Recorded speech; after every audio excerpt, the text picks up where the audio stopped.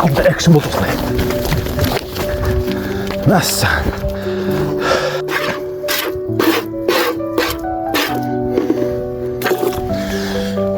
Құрметті достар, мынау деген білмеймін қанша литр екен, бірақ 1 литрден жоғары сүт.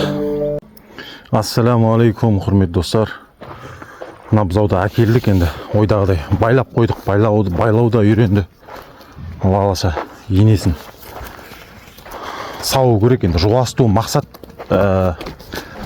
адамды жазым болмау, тиген кезде де, көзін емдегенде де, байлағанда да адамды жазым болмас үшін, сатқанда да өтімді болу үшін, болашақта сиыр болу үшін, сау үшін деген сияқты осы бұзаудың енесін сауамыз. Мына бұзауды да, еркек бұзауды да жуасыту керек, себебі ертең ұстау қиын. Күзде деген бұлар жабайы болып, Алла сақтасын, енді адамды жазым қылуы мүмкін. Сондықтан да қазір енесін әкеліп байлап, өзім сауып көрем. Енді алдында өзімнің көрермендер айтып жатыр еді, анаңды сауғызып өзің саумайсың ба деп, жаңағыдай. Енді ол анамды ондай тентек сиырға, Алла сақтасын, ондай сауғызбаймыз. Барымша жуастып, үйретіп береміз анамызға. Енді ол анамыздың өзінің еркі, саумаса да болады. Зейнеттегі адам ғой, енді өзі білетті, өзінің бір денсаулығы үшін, немерелері табиғи тамақ, өнім жеу үшін сауып жүрген адам. Ешкім оны өзінің еркіндегі адам ғой енді ол.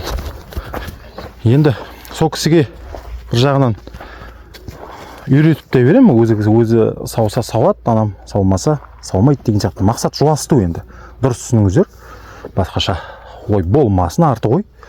Ал енді мына бұзау тентектігі соншалықты қайта жуасызды. Міне 2 күн болды, байлап қойып жүрміз. 2 күннің ішінде енді біраз қиналды ғой. Енді негізі түнге қарай байламаймыз, әлі ұрынып қалу мүмкін, қаупі бар. Жабайы бұзау болғаннан кейін көзін жудық, ноғала басталып келе жатыр еді.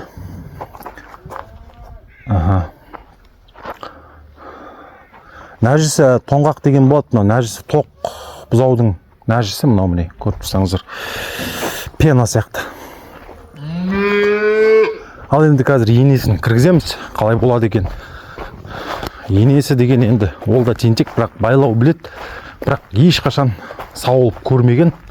Құнажын қашар қазір тұрған болу керек. Желін толтырып келе жатыр, қарасаңыздар, тауса алмайды ана бұзау. Сондықтан да сиырға да обал. Мына бұзау жасы бұзау болғаннан кейін тауса алмайды. Мынау бұл енді байлатуы қиындау мына сиырдың. Әукім. Барған кезде қорқытпай, үркітпей бару керек. Алдында енді аяғын байлап көрдік. Сол кезде енді боевик экшн болған. Мөңкіп кәдімгідей тулап, мәссаған, ат сияқты. Испаниядағы сиырлар ұқсап. Қарап отырсаң жуас, бірақ аяғын байлатып көрмеген деген сияқты. Әукім. Барған кезде сақ болу керек. Мына қараңыз. Қандай тентек. Әукім. Нан деген болашақ сиыр болу үшін енді барымша сауып көреміз. Артын, құйымшақтарын барынша сипалау керек. Құлақ тұстарын қашып тұр ғой. Менен алдында үркіп болған.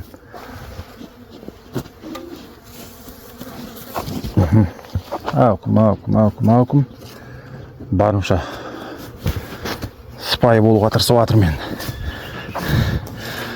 Енді бұзауды жіберу керек.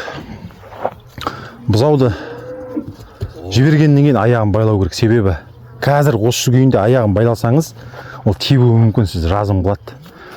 Былай қарасаңыз арық мал емес, күйлі көкке тойған мал, сондықтан өте қауіпті. Сондықтан бұзауды жібергеннен кейін еміп жатқан кезде соны пайдаланып аяғын байлау керек. Құрметті достар, сосын жайлап сауып көреміз, қалай болады екен. Енді андай кейде үлкендер айтып жатады, әсіресе ер адамдарға сауға болмайды деп. Мен жалпы өз басым келіспейді екенмін сол нәрсемен. Себебі неге? себебі ол біреудің шығарған ойы адамның. Ал адамның шығарған ойы ол әр уақытта шын болуы мүмкін, қателесуі болуы мүмкін. Сондықтан мен ол нәрсеге сенбеймін, себебі көп адамдар бие сауат, қой сауат, бәрі де сол сияқты ғой.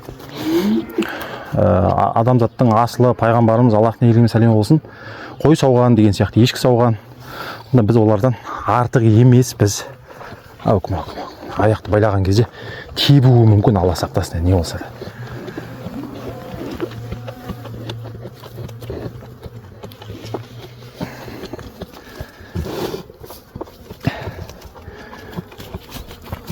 Бірінші жіпті байлап алу керек.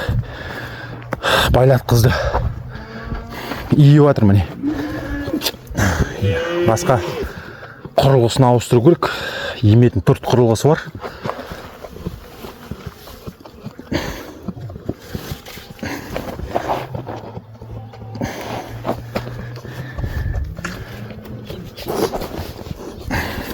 Үйреніп қалған, кәдімгідей аяқ байлатып тұру алдында деген енді сұмдық болды алдында.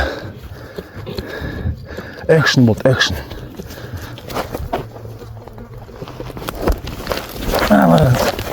Алдында экшн болды осындай. Мәссаған. Бұл байлатуы қиындау, айттым ғой сіздерге.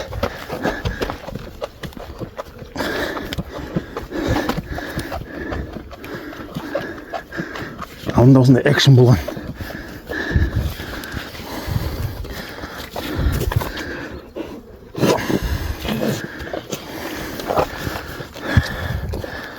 Видео түсті ма түскен жоқ па білмедім.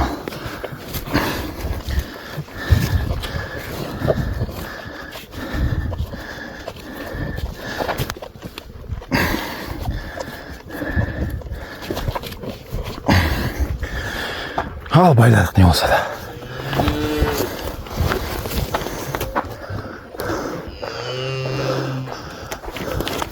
Ана қараңыздар. Өте тентек. Мына қайта жуасыған тағысы.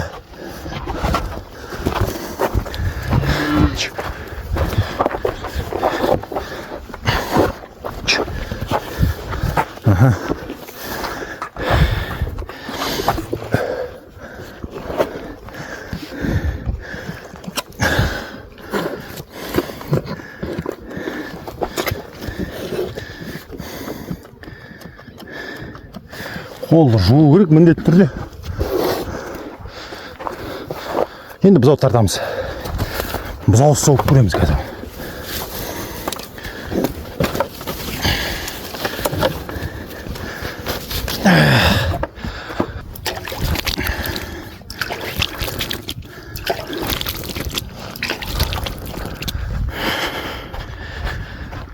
Бисмилля, көрейік қалай болады екен.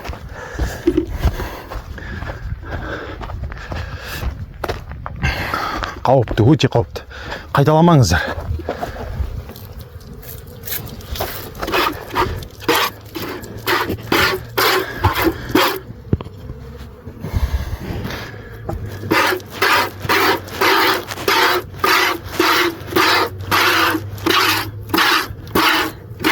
Пока тұр. Пока жақсы.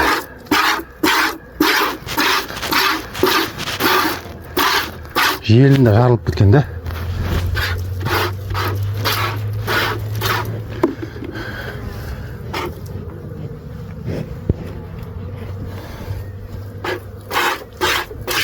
Любое время тебуі мүмкін, ал құрметті достар. Қауіпті бұл деген.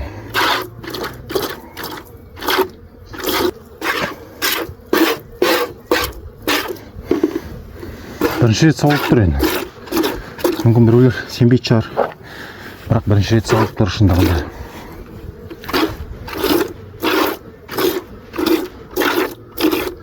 Негізінде оператор жоқ. Оператор болса өзім қалай сауатқанды көрсетер едім, себебі көріп отырған көрерменге сол да ыңғайлы. Біраз сүт қой, мына қараңыздар. 1 литр болады шамадан кейін. Кім береді бұл сүтті деп қояйық та. Сүт бермей тұр, қайттан идіру керек.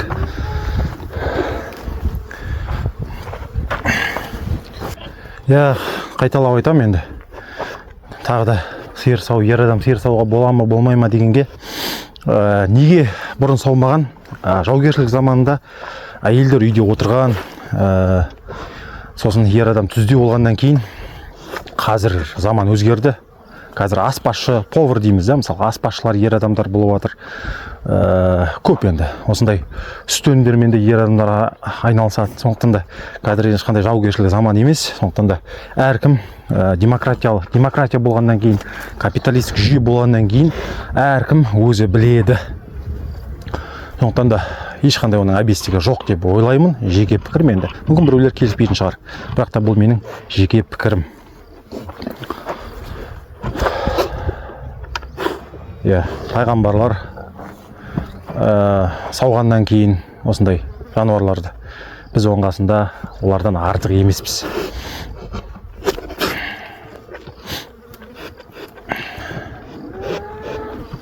Мынаны тартайын қайтадан.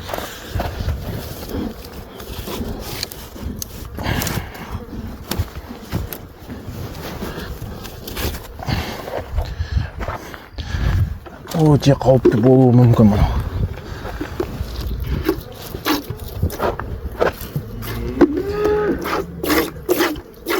Мен тұрай. Оғанда Аллаға шүкір.